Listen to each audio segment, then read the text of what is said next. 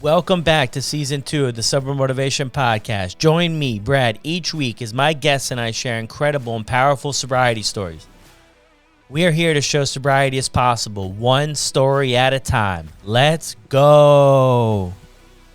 Matt J joined the show this week.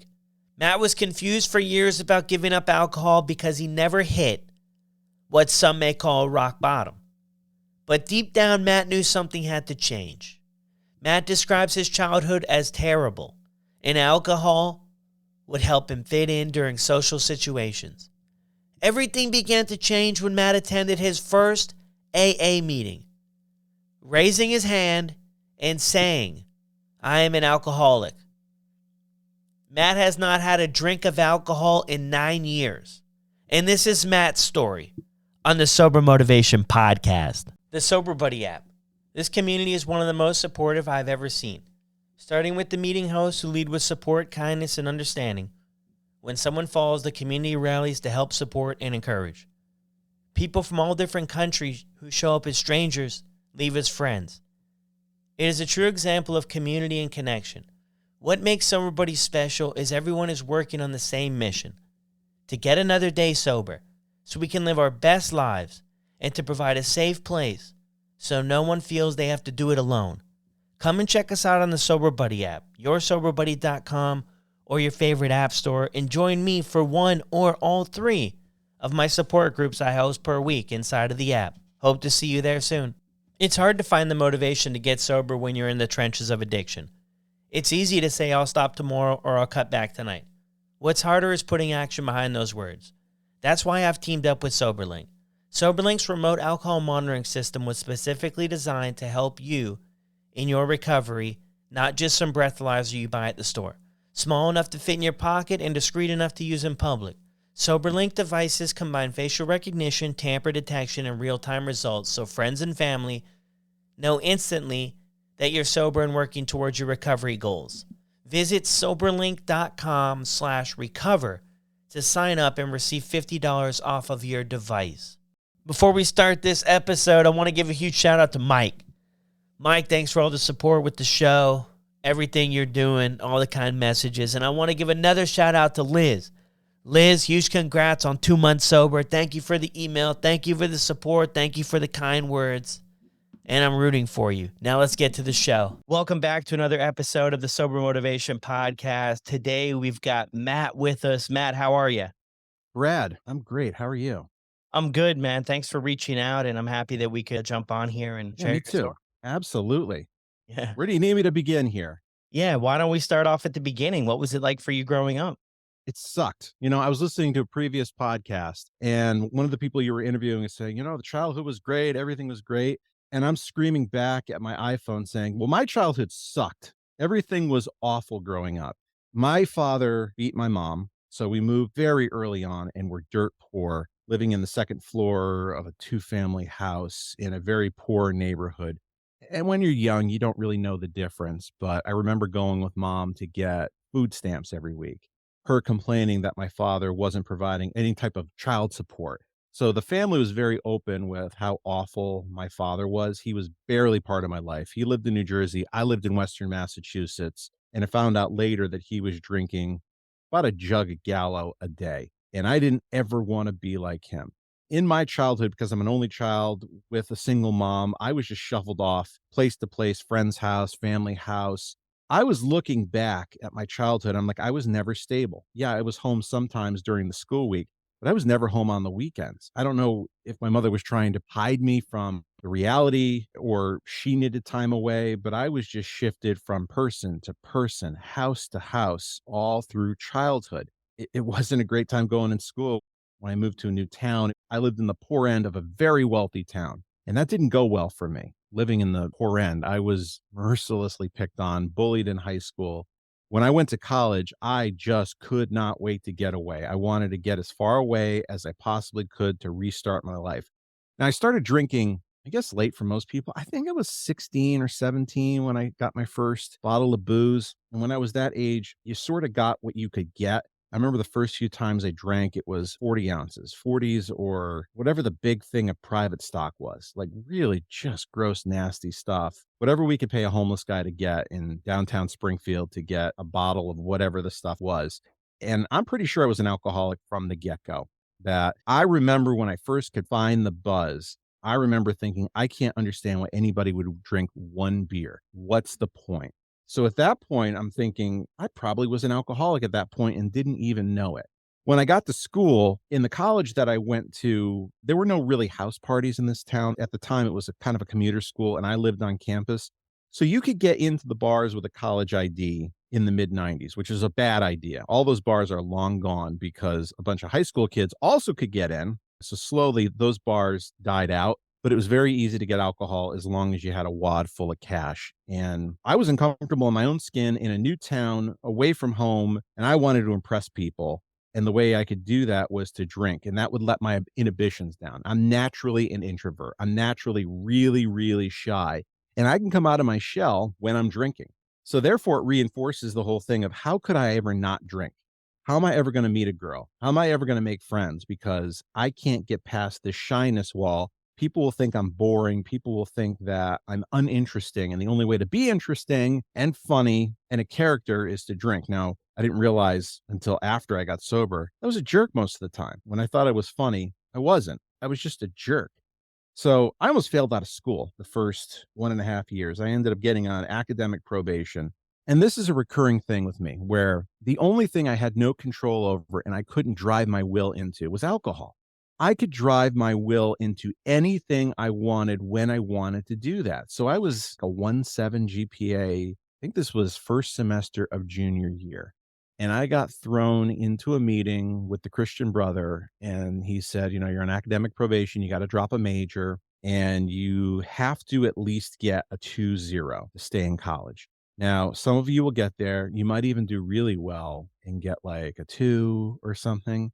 And I looked around the room and I'm like, these people are not like me. What am I doing here? To hell with you, brother so and so. I am going to get on the dean's list. And the rest of the way, I missed the dean's list every single semester by zero point 0.1. I turned it around. I was fat. I was out of shape. I started walking. I started running. I did the opposite of everything.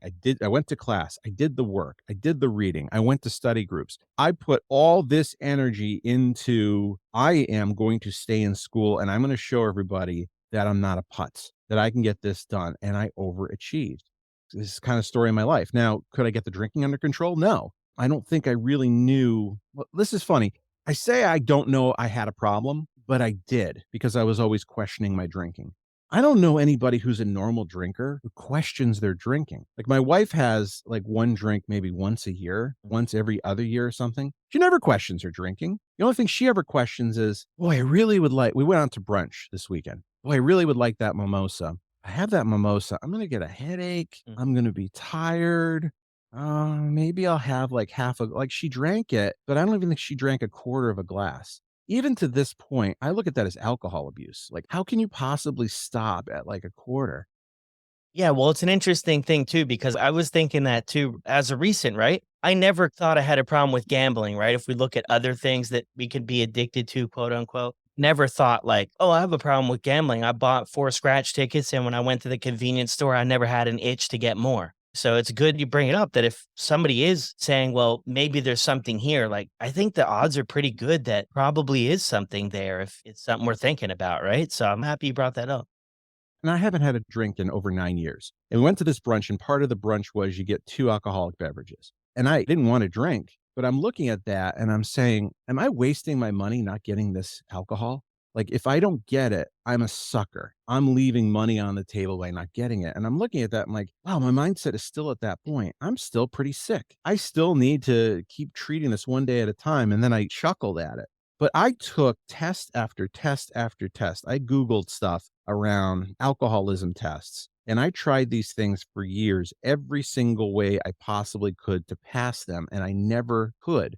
And my mindset was, man, the medical establishment is ridiculous with alcohol. They think you should never have to drink any alcohol, when in reality is people who drink don't really drink that much. They may drink one drink a week, one drink a month. That's actually the norm. People like us who are drinking like fiends, are the exception to the rule.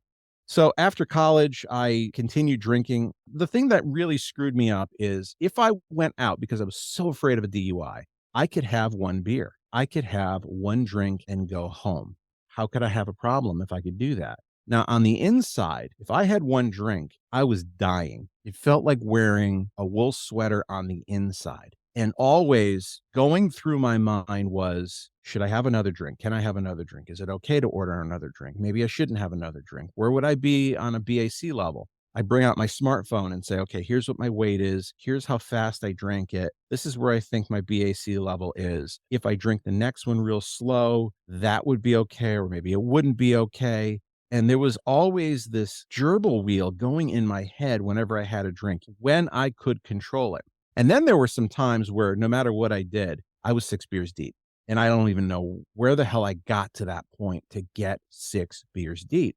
And I love the phrase, I don't remember where I heard this. Could be somewhere in the big book, could be somewhere else. But the best test for alcoholism is, if you control it, can you enjoy it? Well, for me, no, I was miserable. If you enjoy it, can you control it? Absolutely not. Once I enjoyed it, a 6-pack was gone in a very short order. And I didn't drink Bud Light because that stuff was too weak.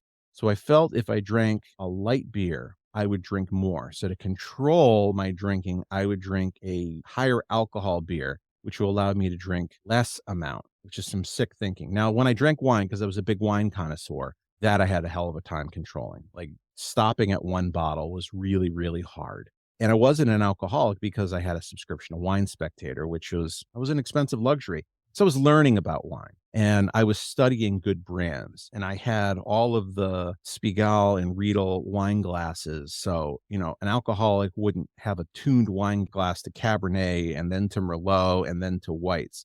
What I'm doing is I am enjoying learning about something. In the end, I'm drinking fermented grape juice and I'm getting loaded no matter what. But wine was especially hard. I could have beer and I had some control. Wine, no control at all. And at the end, I was drinking scotch. Again, I was a classy guy because it was Maker's Mark. It was the good stuff. And I was almost subconsciously begging people to tell me, you need to stop. Because it was so embarrassing to me that somebody would tell me, you got to stop drinking. That probably would have shaken me up, but nobody did. And a lot of the reason was I learned how to hide it. My wife would go to bed, I'd crack open some booze. I learned to, at the end, buy boxed wine. And the trick with boxed wine is you have one glass, and I hid it in plain sight. What I learned to be sneaky with is, don't go and sneak something. Walk right in front of people while you're talking to them and pour another glass while you're looking them in the eye. And if you're doing it purposeful, nobody notices. So I would just routinely fill up my glass. I only had one glass of wine because I was just topping it off over and over again, so it didn't look like I was over drinking. I knew all of these tricks. These are not the things that non-alcoholics do. They finish their glass and then they walk away. Me, I'm finding ways to drink more and hide it so nobody tells me you have a problem. I saw a show, it was Switched at Birth. It was one of these on ABC Family where the main character was in recovery and she dates some guy and he hands her a glass of wine. And the look on her face is of, I should not take this. And then she drinks it and her face changes. And I looked at that, I'm like, oh my God, I have the same problem. It was so clear to me in that moment. I have the same problem. I could identify with this woman. And the thing that is my least of my problems is drinking. That makes sense. It really is about, if I want to stop drinking, the stopping drinking is the least of my problems. Everything has to change. I remember that screaming through my head. And then at that moment, it felt like I was on fire. And that fire did not go out for weeks. Like every moment of every day when I was awake, I thought of nothing but alcohol and how I was depriving myself from it. There was no thought of AA at that point. It just was, I got to stop drinking. And I was afraid to tell my therapist about this for 2 reasons. One, he was going to say, you're being silly. You don't have a problem, which was going to make me think I'm overreacting. Or 2, he's going to say, you do have a problem. And I couldn't handle that. And then he did something I didn't expect. He just asked questions and he didn't really tell me anything. And he said, you ever thought of going to an AA meeting? My answer, of course, is no, I'm not going there, because that's like a bunch of homeless guys in trench coats at the bottom of a cellar in a church with an incandescent light bulb swinging around, where everybody has lost all. It is a place of desperation and depression. I don't want to be around that. He said, well, why don't you go? You can figure this out for yourself. There's no harm in going to a meeting. Just check it out. And it will be really uncomfortable. And about the first 9 times you go, it's going to be really uncomfortable. Why don't you go? Why don't you go check it out? So, being a good student of business, I got all dressed up for my first AA meeting. I got a button down shirt, slacks. I wore dress shirts, dress shoes, because when you go to a meeting, you have to look the part. I never had like an AA book. I went right to the website and I'm looking through. I'm like, how do we do this? There are open meetings, there are closed meetings. Oh, there's a beginner meeting. That must be like AA orientation. Like whoever is the manager of AA gives you whatever your onboarding materials are and teaches you how to do this. This is what my thought process is Yeah. I'm terrified going to this first meeting. And I went in by myself. I walked down the basement, and to say I was overdressed was an understatement. I walked in and the beginners meeting was around a bunch of sober houses. So these were newly sober people living in sober houses. I went to this meeting and it was all about people who were relapsing repeatedly. And I'm just listening and I'm like, oh my God, what have I gotten myself into? But I did raise my hand and the words came out that I'm an alcoholic. And I just said, this is my first meeting. I've never been to an AA meeting. I'm really nervous. And that was it. And I was excited at the end because I knew how to do the Lord's Prayer. I'm like, all right, I got one thing I know how to do really, really, really, really well. And so I did that. And to my surprise, a bunch of people called me over. They gave me my first book. I shouldn't say my first. Well, I have books lying around, but this is the book I use still to this day. And they were nice to me and they talked to me. And that was totally unexpected that people took an interest in me. And at first I thought, boy, I must be awfully charming that people would want to talk to me immediately. And I learned later, no, that's what they do with new people. They take care of you. I didn't continue going to that meeting. It just was not for me. But I did find a men's meeting that I immediately made my home group. And I went to that meeting for years. I sat down, and again, it was at a church. I went in the wrong entrance. And boy, I hope listening to this, you can identify, because I sat in the parking lot 5 minutes. Should I go in? Should I not go in? Should I go in? Should I not go in? Is it enough of a victory that I drove here? I'm like, all right, I got to go in. And I went into the wrong entrance. It's one of these churches with a gym and all these rooms and stuff. So I think I walked like through the gym while they're playing a basketball game. And then I heard people talk. And so I just walked into that room and it's a Boy Scout meeting and they're all looking at me. And I didn't know what to say. I'm like, where's the AA meeting? Like the Boy Scouts, like they're going to throw me out of this place. So I just looked at them and I just ran out. And I followed where I heard some more voices and I found the meeting. And I wasn't sure it was a meeting because everybody was having fun. There was laughter, there was talking, there was socializing. It looked like a reception. And I had to look around. I'm like, I don't think I'm in the right place because everybody's happy here. These look like normal people. This can't possibly. And it was.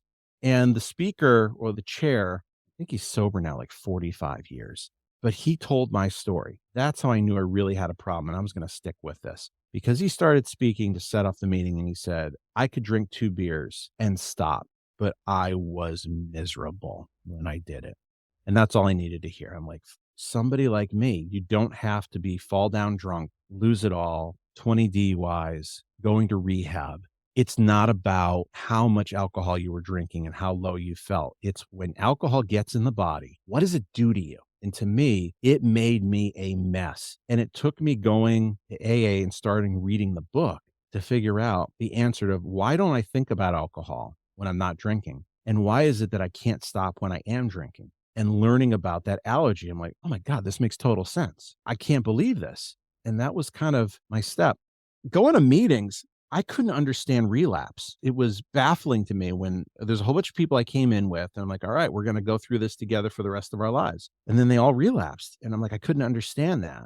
And I heard somebody else speak who had been 30 years. He's like, when I got sober, I couldn't understand that. Like that was an option. I thought when you came in here, now it's no longer an option. You're just not going to do it. Because for me, it was so hard for that first time to meet people and say, it's my first meeting, I'm an alcoholic.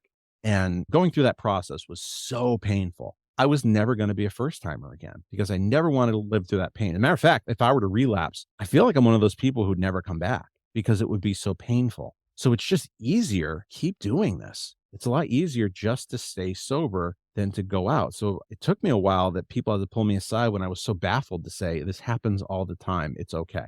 You need to keep doing what you're doing. Or I heard the phrase one time, he got drunk so we could stay sober. And I'm like, that's an awful thing to say. I'm like, no, it's not. Are you sober? Yeah. What did you learn from this person relapsing? I learned there were a bunch of triggers ahead of time that caused them to start drinking. Yep. Are you going to do that? No, I'm not. And you learned a lesson there. So I just immediately got involved because I'm ambitious. by nature, I'm ambitious. So I wanted to be like the greatest person in the history of AA at first. I now know that it's not like work. Like I'm happy being an average person in AA. You are like the greatest AA person if you stayed sober today. That's the goal. That's it. Mm. So I'm very shy by nature.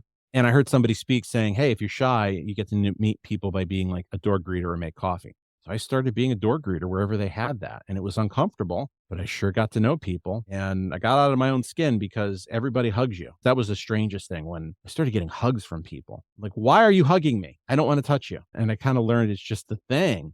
And, you do 4 or 5 weeks at a meeting and you get there early and you see everybody and everybody gives you a hug. You get to know people real fast and people get to know you by that third time they walk by. Hey, you're Matt, right? You're a new guy. Ah, that's great. I'm glad you're here.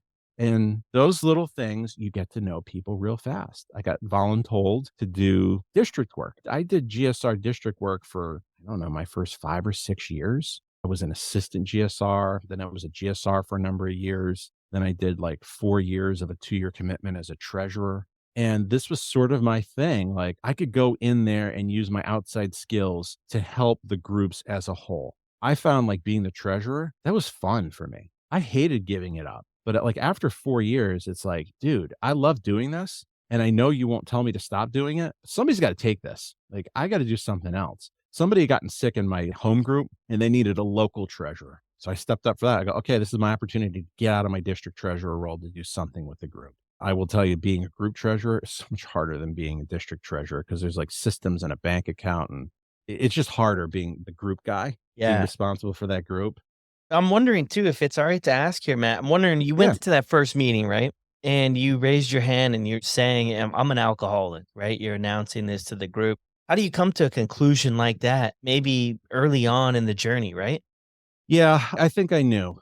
I knew that if I couldn't drink safely, if I felt a burning inside when I had alcohol, I'm probably an alcoholic. And I think part of it in that meeting was I wanted to belong. I heard everybody else saying it, but the words came out real easy. I will say for the first year, I'm not sure I believed it. And I didn't believe it because I heard people talking about, I came in, I was bleeding from my mouth, bleeding from my ears, bleeding everywhere. Like that wasn't me.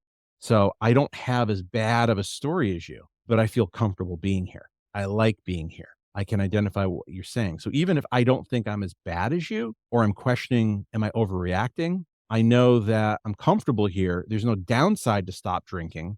So I'm going to keep saying I'm an alcoholic and I'm going to keep coming to this. And eventually it took me a few years to really accept that when I thought I was a real high bottom person, I wasn't. I just was different. Nobody caught me. I didn't have DUI, but I should have. And I did lose jobs, not directly associated with drinking, but indirectly in my behaviors.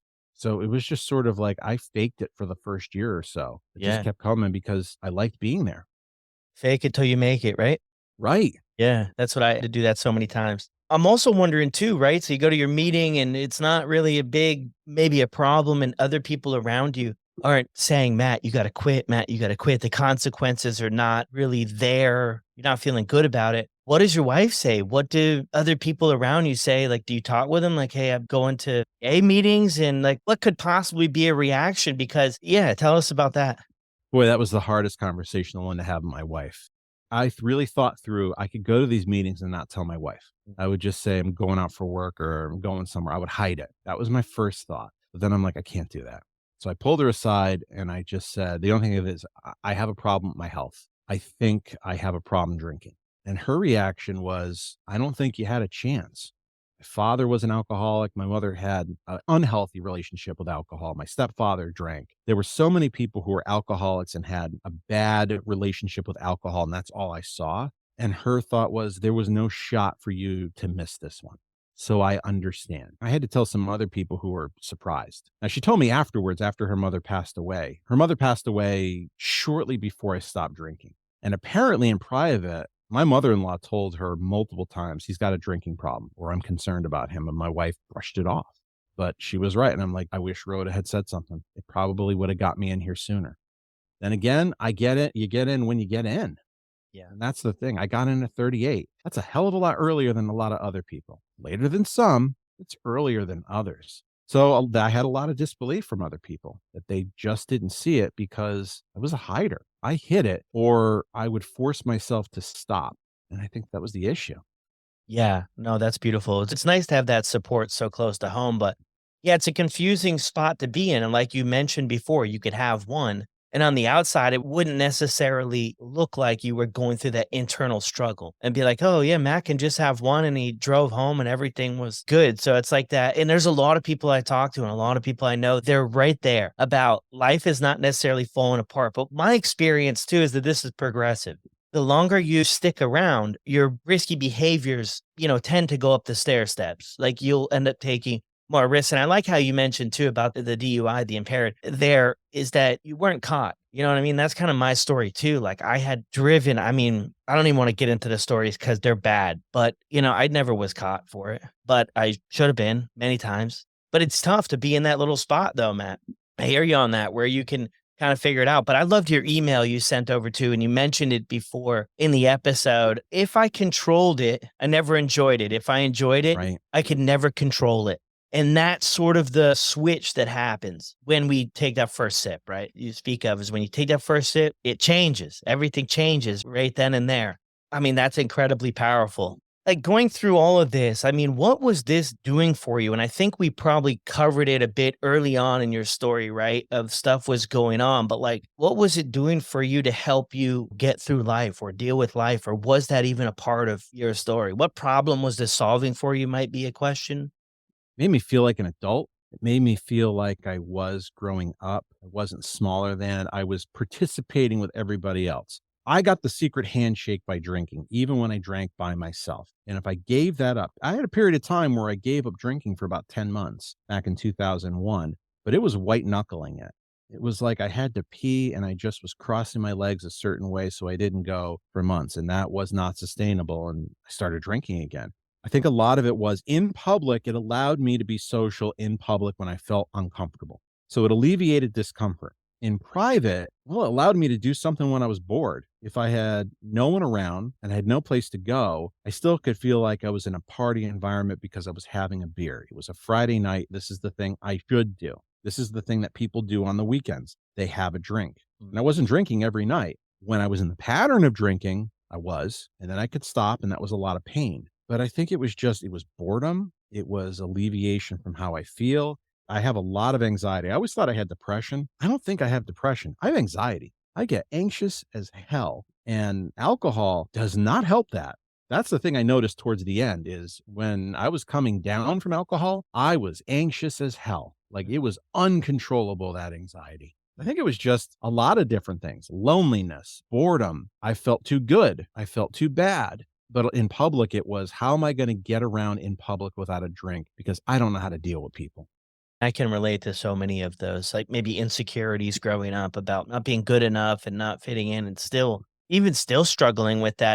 I love in your story where you mentioned too, where you saw in that movie about the alcohol not necessarily being the problem, right? This tends to be, for me anyway, it was a solution to all the other internal stuff that was going on that I was unable to look at. And the alcohol in the beginning, it worked so dang good. I mean, I remember that first party I went to and they had the Everclear and the cooler and the fruit and everything. I said, what is this? Like, I was 18 years old and I said, what is all this stuff? And I was just so sick. But, for a couple hours that night before the sickness set in, I was on top of the world. For once I fit in, for once I could talk to girls, for once people were like, I don't know if it was laughing at me or laughing with me, but I enjoyed it because like you mentioned too, I was being noticed. And I don't remember a bunch of other, events or stuff like that in my life, but I remember that one pretty clearly, even though it obviously ended up in a mess. But I love that you brought that up, because I got stuck for so long and I was into drugs and everything too. But I got stuck for so long that if I removed that from my life, some magic would happen and my life would just get better and I would stay out of jail and stop getting arrested and stop ruining relationships. But then when I look back now, I'm like, I sobered up all the time. Like I had days here and there. My life didn't get better because of Nope. that, right? So that's powerful.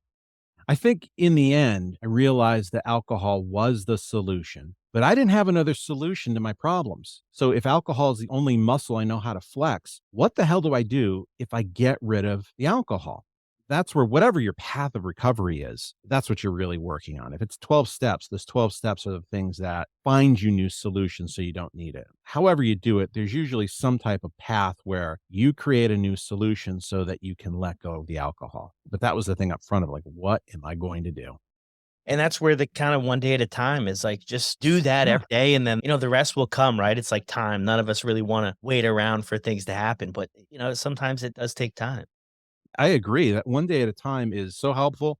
I will tell you early on, the book Living Sober was my guidebook. Mm. The AA book is pretty meaty and it's hard when you're new, but you can grab Living Sober and read 5 pages and get relief. I mean, it's just no matter what your path is, I recommend that book because in 5 pages, it will give you something to either take your mind off of it or something that will tell you, all right, this is how you're going to get through the next 30 minutes. Sometimes I just need to get through the next 30 minutes. And once I get through that time, I'm good for the day. So it's small. And I think a message I'd love to give people is just because you're not at the bottom doesn't mean you can't stop early. Why not stop a little bit early if you think you have a problem and get past this and then think about the things that you can achieve in life? There's no border of you can't stop drinking until you cross this threshold. If you're questioning it, stop now. And I think this is one of these times that is the most sober friendly time that I could ever think of it. If anything, it's a lot cooler to be sober. There are sober bars that are out there, whole bars that serve nothing but like non alcoholic drinks. This is like the best time ever. It's almost like you're a rock star now if you stop drinking. So take advantage of the time before it goes away. Be a rock star like Matt. Let's go, guy. Let's go. No, I mean, it's so true, right? It's becoming, more and more of a thing, right? Like, I mean, for health, Right. a lot of people I'm noticing too are maybe taking their health more seriously and they're realizing like, hey, they're in this spot where they're questioning, like, hey, maybe there's a problem.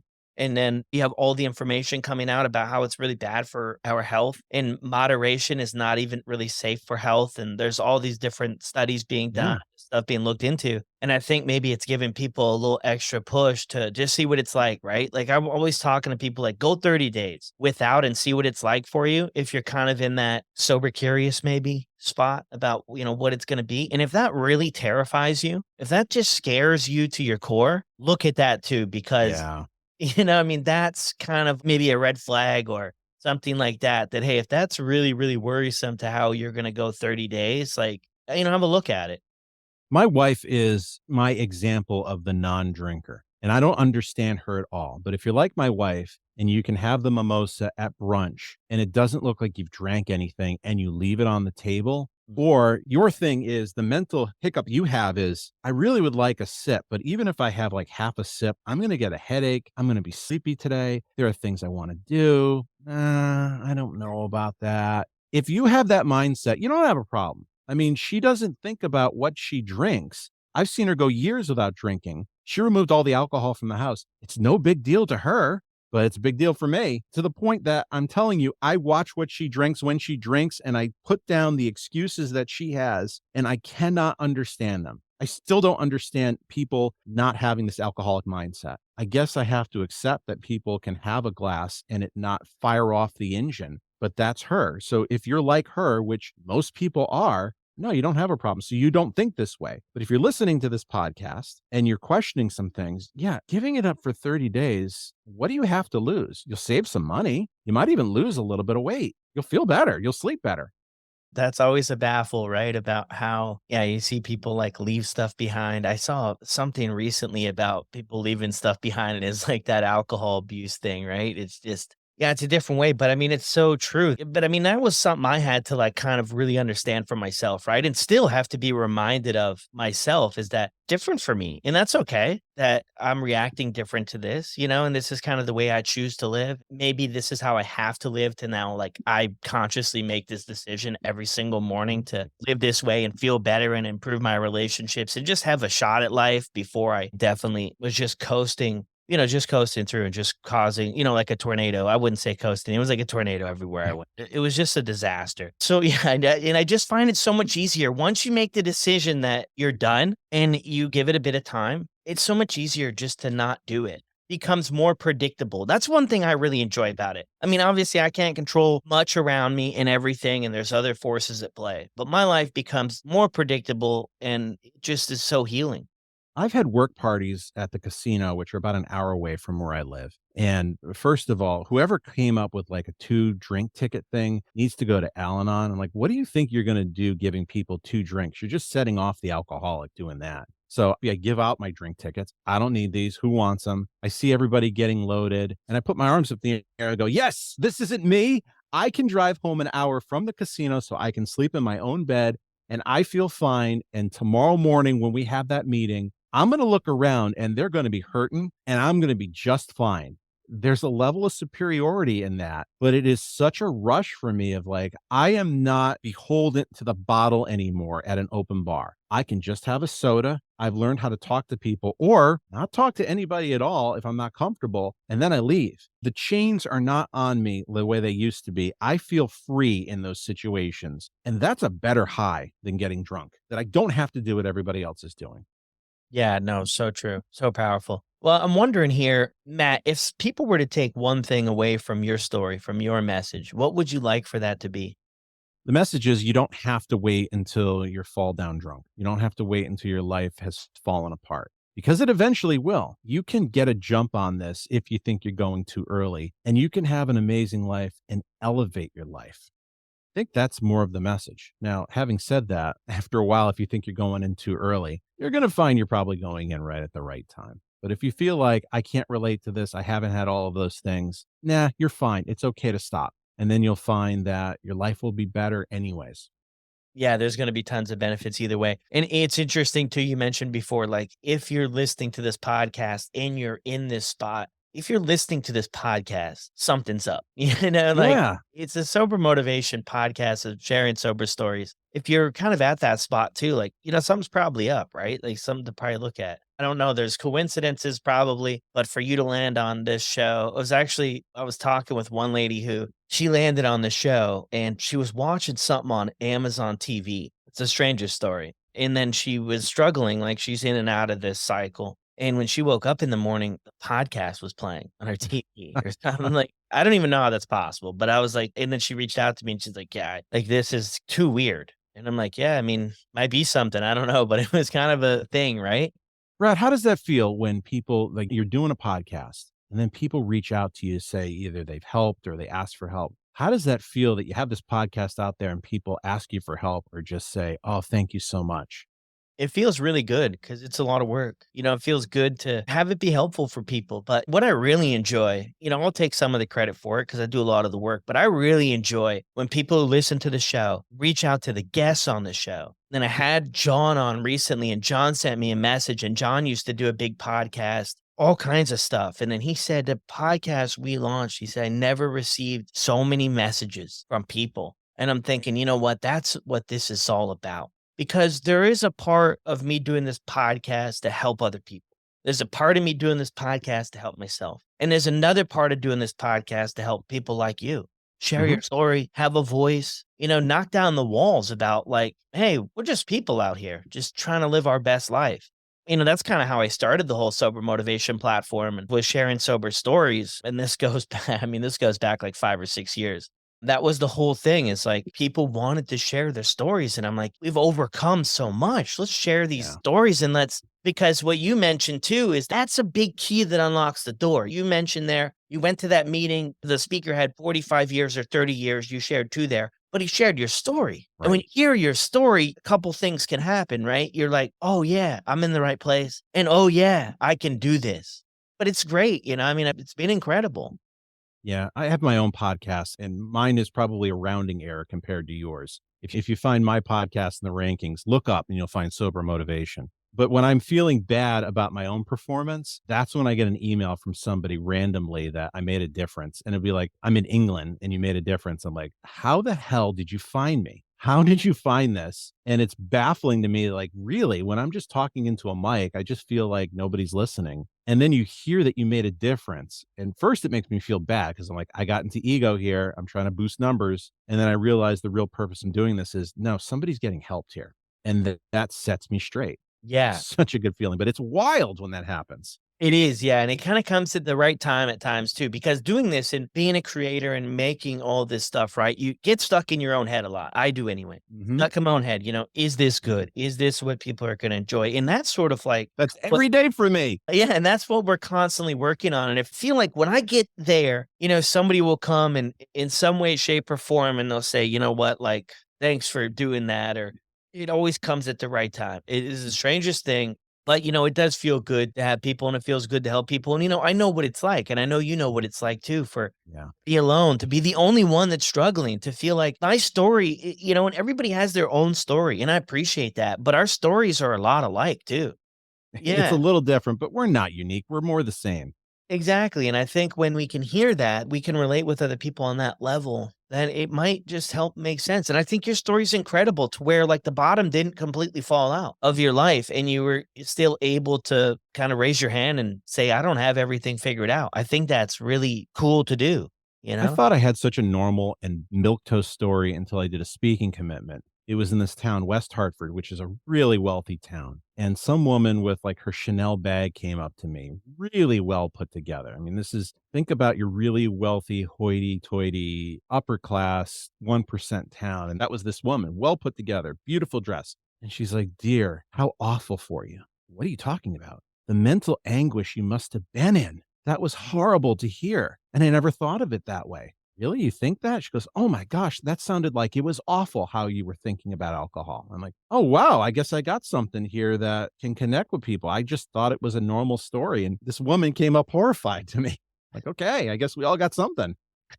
Yeah, and that's so true, and I'll post some celebrity stories too, right, Matt, on different platforms, right? And the comment is, it's not frequent, but it comes up, right? "Oh, must be nice to have all the money, to all the fancy rehabs." And when I hear that, I mean, it is what it is. People have their own experience. I'm not there to argue with people or convince people otherwise. But what comes up in my mind is two things, right? Somebody like with your story, where the bottom hasn't completely fallen out, or somebody with all the money and all the yes men around them to really keep this show going until they're 6 feet under. They could keep it going. They're not going to necessarily need work and they'll find new relationships and they have everybody enabling. And I'm thinking two very tough spots to be in. Is one easier to get sober? Probably not. They're both going to pose their own challenges, but that is where the story you're sharing too. It's like, man, I can relate and it just really hits home because I felt like that before. I knew there was something up. I was never really a denial person. I knew when I first started doing prescription pain pills and cocaine and drinking alcohol, I knew within a month this was a serious problem. I was losing stuff already. I was losing stuff. I was changing the way I felt. My depression was fired up, anxiety. I knew there was no denial, but I poured on more and more, to try to quiet that voice down of like, because I wanted to quit for a long time. I just didn't know how.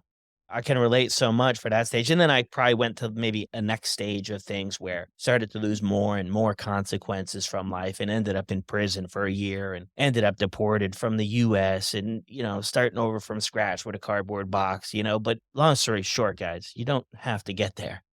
That's a pretty incredible thing, Brad, that you went from jail to a cardboard box and you have family now and you have a home and you have a wildly successful Instagram page and podcast. Now, that's not going to happen for everybody, but if you haven't lost it all, think about what's possible. That if you can get to that depth of you're in the gutter and you look up and see the gutter to success, what's not possible? I think that's inspiring when I hear that stuff. Yeah. No, everything is. And I mean, that's one of the beautiful gifts. And what I enjoy about this whole journey of recovery is that I can do everything. I can't do it all at once. That kills me sometimes. I want to do everything like today. Let's go. Me too. Let's get it all done. But it's so possible. I can literally pivot and go in any direction I want because I've got that confidence because I know every day when I wake up, I'm going to wake up 110%. I'm still going to struggle. I don't have everything figured out. Like that's ever going to be a thing for me personally. And that's okay because I got a lot more figured out today and I have a lot more opportunities and just completely changed over the years.